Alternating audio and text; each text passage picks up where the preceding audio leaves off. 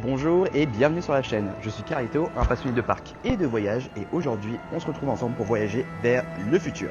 Je vous explique tout de suite. Comme vous le savez, le 16 mars 2002 a ouvert le Walt Disney Studios Park pour devenir le second parc du resort de Disneyland Paris. Mais suite à la refonte de World of Pixar, suivie de l'inauguration du Marvel Avengers Campus de Disneyland Paris et dernièrement de la réhabilitation de World Premiere, de la création du monde immersif de la Reine des Neiges, du nouveau land Adventure Way et de son grand lac Adventure Bay, le parc sera renommé dès le 29 mars 2026 Disney Adventure World.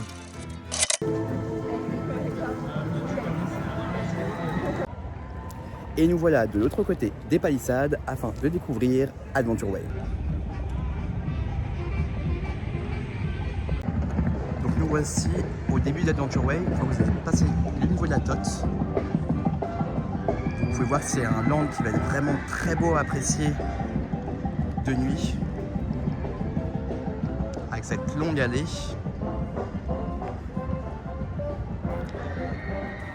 Il y a pas mal de bancs qui ont été ajoutés de chaque côté, donc ça va être vraiment agréable pour se poser et juste profiter finalement de la zone. C'est vrai que ça manquait quand même pas mal de points de repos, mine de rien, au studio. Bon, pas énormément abrité, on a quand même des arbres, donc on attend de voir si ça pousse un petit peu, pour voir si ça va rester quand même assez agréable d'en profiter l'été. C'est ce qui manquait sur le campus actuellement et j'espère que du coup, ils ont pu remédier à ce souci.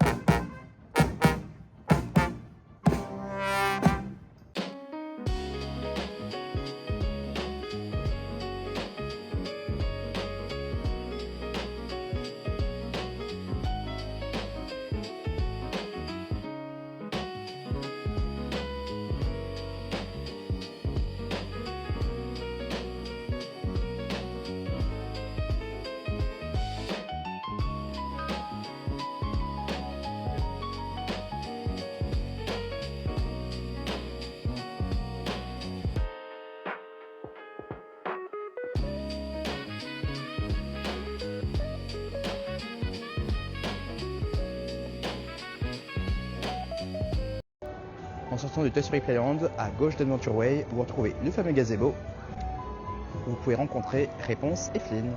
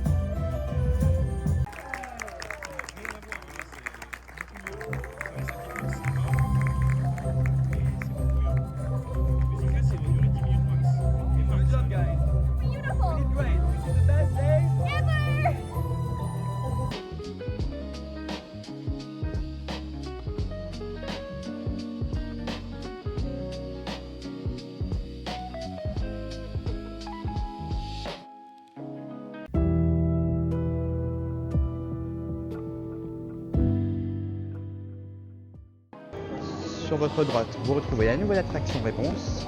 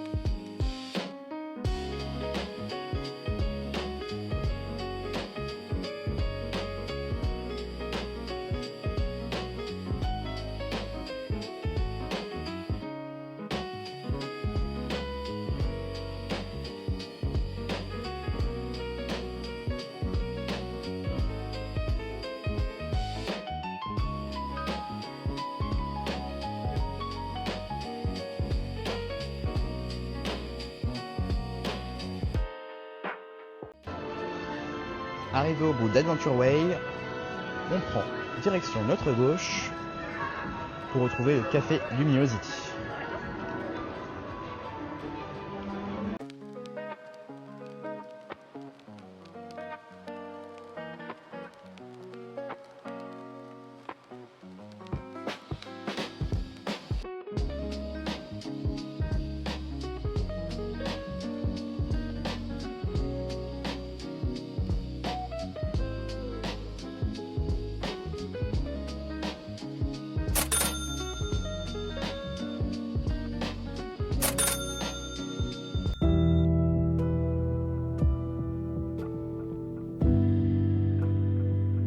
La vue est déjà magnifique, malgré qu'il ne fasse pas du tout beau. Alors j'imagine même pas ce que ça va donner avec du soleil.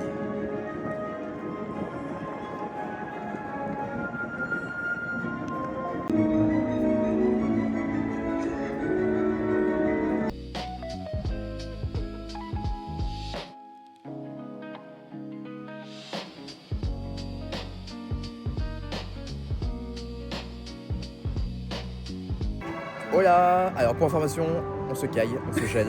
Il fait un vent monstrueux. Mais on s'amuse bien. Oui, c'est vrai. Bien. Mais oui, il fait un vent monstrueux. Préparez vos écharpes et vos bonnets. Elsa, vraiment, elle est en crise, en tempête émotionnelle.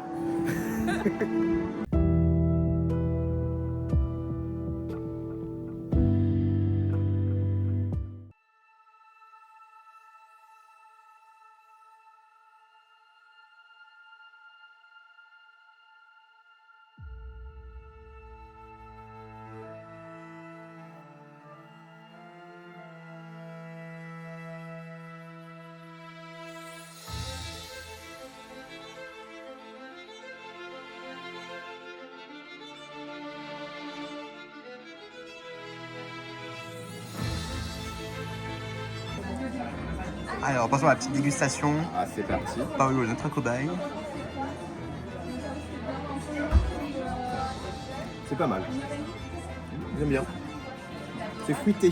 Ils sont bien le raisin.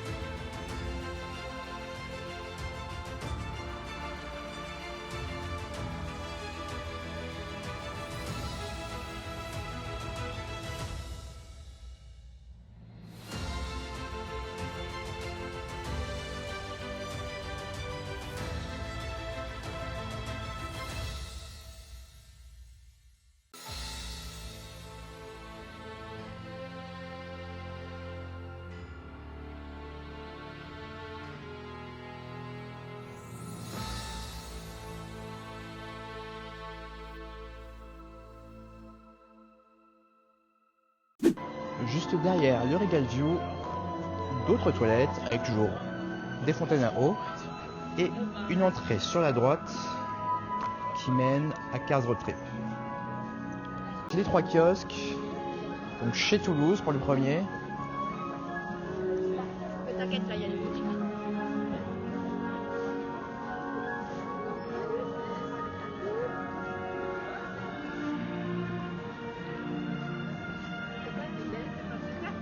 Le second chez Berlioz.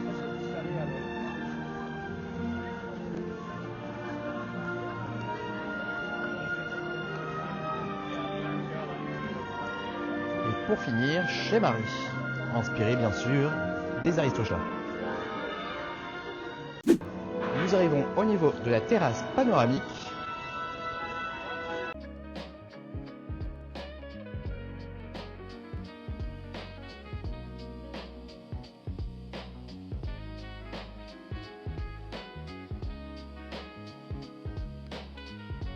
Et juste en face, vous avez un point photo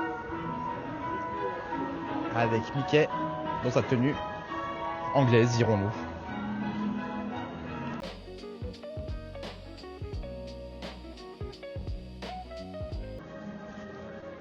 Nous arrivons sur le pont qui permet de pivoter et d'emmener les berges depuis la marina située en backstage directement au niveau du lac pour le show.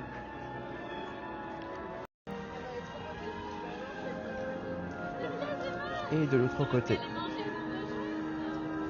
du pont, nous allons directement sur le monde de la Reine des Neiges ou World of Frozen.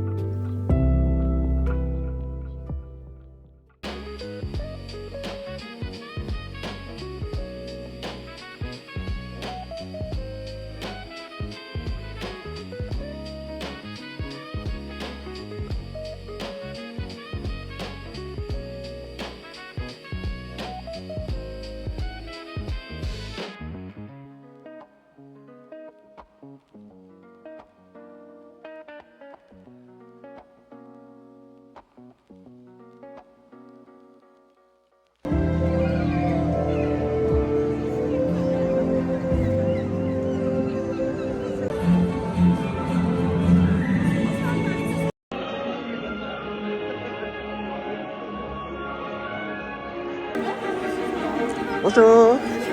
Merci beaucoup. Merci. Merci beaucoup.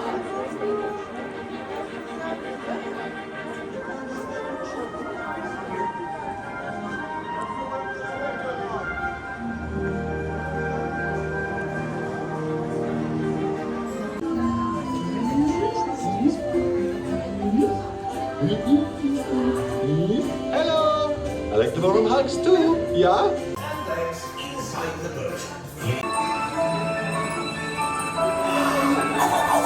Do you wanna build a snowman? Come on, let's go and play. Elsa wants to give us all some fun. She's making everyone a snowy summer. Tell us the story again, please. C'est par une journée comme celle-ci qu'Anna a sauvé sa sœur par un geste d'amour sincère qui a dégelé un cœur de glace. Oh, and now they're best friends. Tout à fait.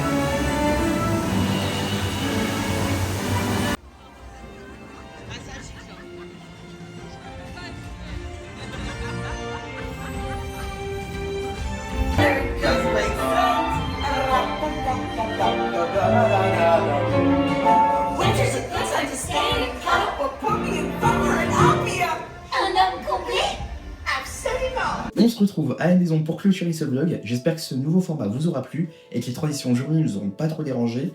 J'ai passé 4 jours, voire 5 même, sur le land. Donc j'ai pu en profiter aussi bien en journée qu'en soirée, en milieu d'après-midi, qu'il fasse beau, qu'il fasse gris. Donc j'espère que voilà, au niveau de tout ça, ce sera assez clair en termes de lecture. J'ai vraiment voulu vous partager les instants de jour comme de nuit. Vous verrez que c'est deux ambiances totalement différentes. Il y a vraiment un gros travail qui a été fait sur l'éclairage, un peu comme ce qu'on peut retrouver sur le campus.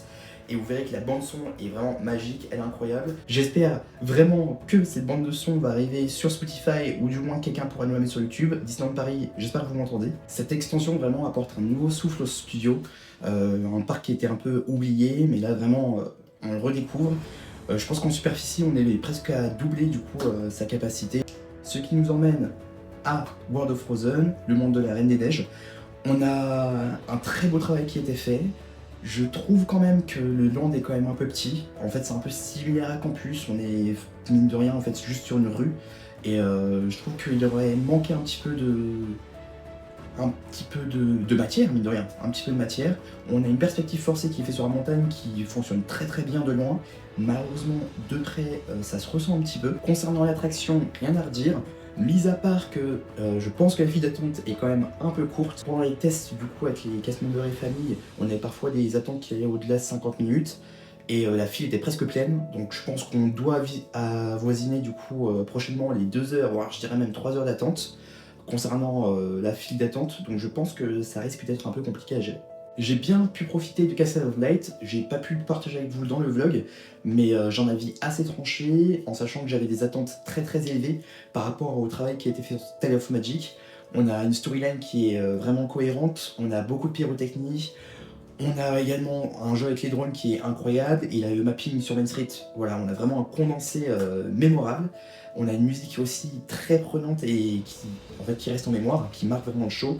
Et malheureusement, tous ces éléments manquent dans Castle of Light. Certes, on va avoir du coup une musique originale, mais malheureusement, elle n'est pas marquante comme ce qu'on peut avoir sur d'autres shows ou d'autres parades. On a des jeux avec les drones qui sont intéressants. C'est vrai que c'est un challenge quand même intéressant dans le sens où on n'est pas sur Tale of Magic, on a vraiment des guests qui vont être en face et il n'y a pas besoin vraiment d'avoir ce jeu, mine de rien 360, mais il n'est pas encore assez bien réussi pour moi sur Castle of Light. Et en fonction de là où vous êtes, en fait vous commencez à comprendre la forme qu'ils ont voulu représenter un peu trop tard et ça manque un peu de clarté. Histoire de mettre un peu d'eau dans mon vin, il y a quand même des choses qui sont réussies. Le fait d'avoir un show sur un lac, bon ça a déjà été fait au DV, mais là le faire vraiment sur un parc, c'est vraiment quand même grandiose. Il y a une belle technologie qui est quand même faite, le fait que les barges du coup ne restent pas en place toute la journée, qu'elles repartent vraiment en fait en backstage et qu'elles reviennent vraiment au moment où on en a besoin, ça permet vraiment de profiter du lac qui est beau et vraiment ça évite d'avoir vraiment une structure qui gâche un peu la vue. Donc il y a la technologie qui a été faite, les drones aquatiques sont très sympathiques, on a des drones aquatiques qui en plus ont de la pyrotechnie, c'est quand même très très cool.